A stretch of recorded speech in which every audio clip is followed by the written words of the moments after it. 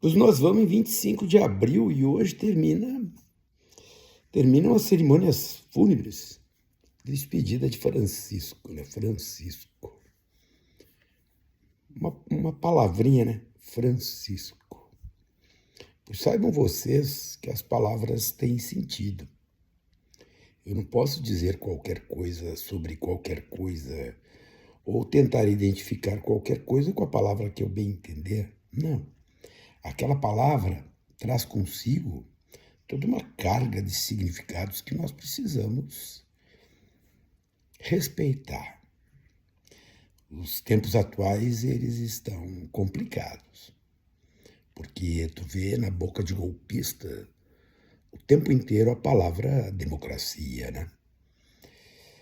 Não há golpe onde a pobre da democracia não seja aquela a ser defendida. Vejam os termos do ato institucional número 5 no Brasil. Mas eu falava sobre a palavra, né? Castoriadis vai dizer que a civilização ela se constrói a partir da palavra. Quando alguém enxerga um mundo e quer dividir esse mundo com outro alguém, ele só tem uma forma de fazer isso: descrever esse mundo. E esta descrição se estabelece a partir da palavra. E a organização da palavra nós chamamos de discurso.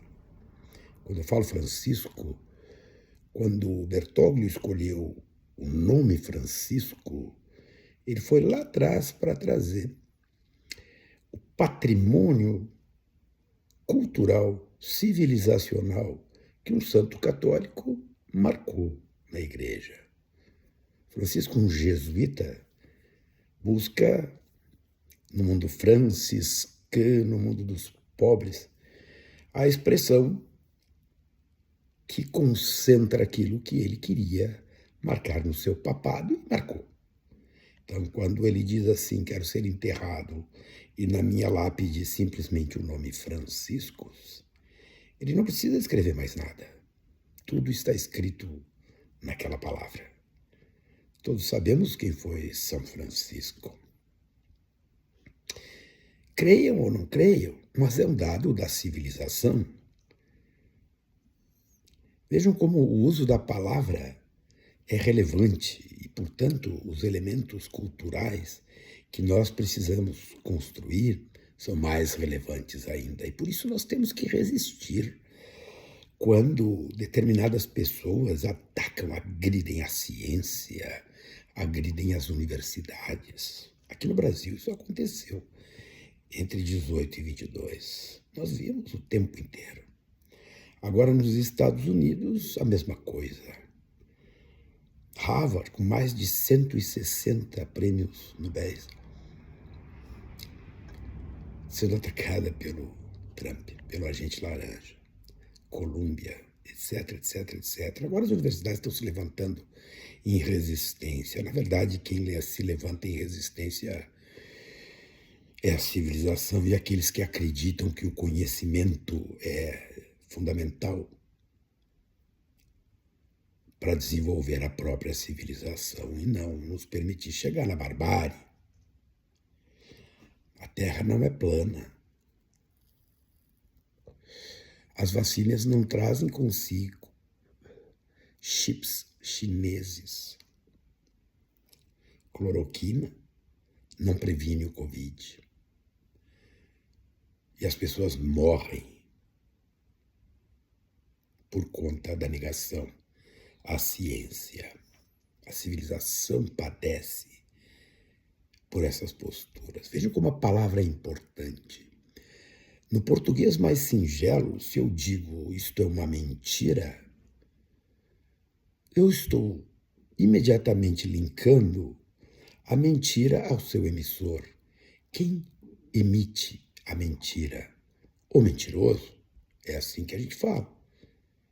Quem mente é o mentiroso. Quem diz a mentira é o mentiroso. Mas nós começamos a usar, por exemplo, no jornalismo profissional, a expressão fake news. Quem emite a fake news?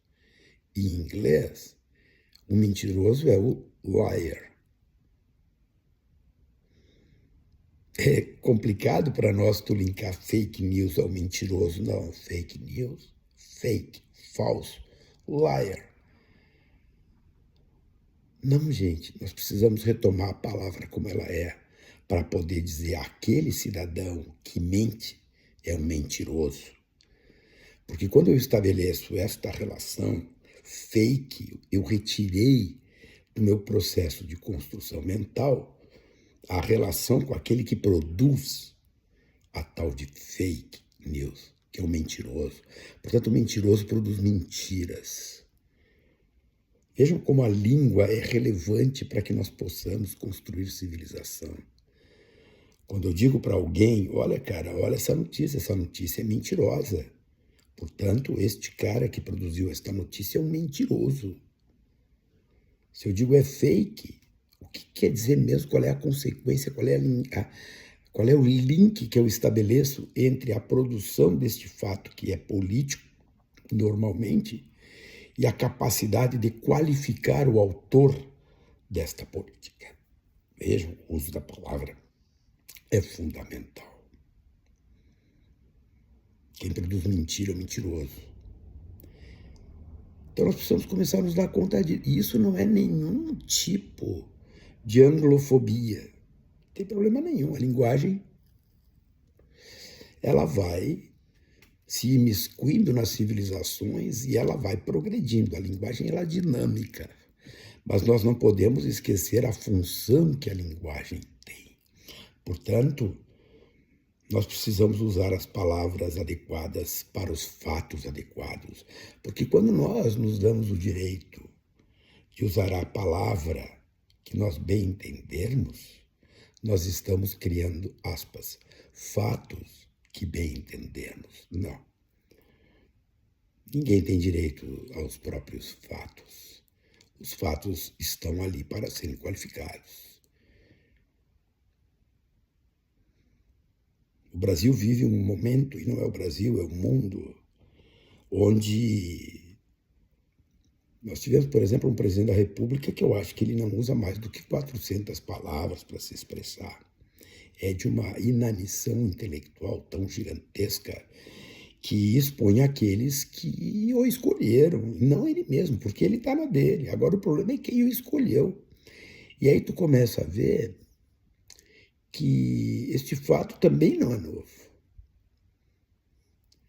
No fenômeno do nazismo, nós criamos coisas que eram definidoras. O nazismo foi conhecido num determinado momento como a República dos Doutores. 70% dos médicos alemães da época eram filiados ao Partido Nazista. Deu no que deu. Einstein, quando decide sair da Alemanha, ele sai porque estava apavorado com o que estava acontecendo, não só na sociedade alemã, mas nas universidades alemãs. Então, há uma disputa pela descrição do que é esta realidade que vivemos. E a palavra, ela é fundamental. Volto a Francisco. Francisco, ele pode ser definido como um papa que foi o papa do acolhimento. Papa que, guardadas as convicções e crenças, foi um papa que acolheu os refugiados, que falou a favor das vítimas da guerra, que falou a favor daqueles que são os despossuídos, os marginalizados. Acolhimento. Acolhimento quer dizer isso. Francisco quer dizer capacidade de acolher. Pensemos, gente. Pensemos. As coisas são bem mais complexas do que nós imaginamos. As palavras têm sentido. As palavras descrevem o mundo. E o mundo que está na nossa frente é este mundo que está aí. Não é aquele que eu quero, que eu imagino, ou que eu faço um esforço gigantesco para mentir sobre ele e ser perdido, porque não compreendo o que as palavras querem dizer. A palavra tem sentido quando eu digo que alguém produziu uma mentira. Este que a produziu é um mentiroso. E é assim que ele tem que ser tratado. Pensem sobre isso. Fake news. O que é fake news? Quem produz a fake news? Para mim, quem faz fake news é um mentiroso. Mais do que isso. É alguém que quer descrever um mundo com intenções que são intenções impublicáveis. Portanto, as palavras são torcidas para que massas, hordas estúpidas, venham e adiram a este mundo que vem sendo proposto. Vamos nessa, pensemos.